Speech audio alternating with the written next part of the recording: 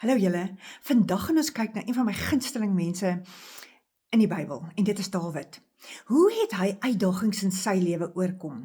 Een van die dinge wat hy gedoen het, is lofsange sing. In Psalm 95 vers 2 staan, gaan sy poorte in met lof, sy voorhowe met lofgesange.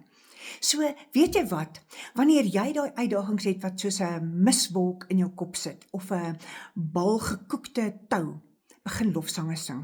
En laat ek vir jou sê, party van ons het meer as een lofsang nodig. Sing sommer 'n string liedjies, kry sommer 5 of 6 van hulle en begin dit te sing. Weet jy wat gaan gebeur?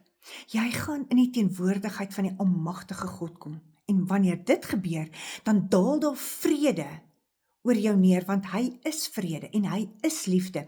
En weet jy wat nog gebeur? Daai tou, gebol tou wat in jou kop so gekoek en geknoop is, hy maak hom vir jou weer 'n reguit lyntjie.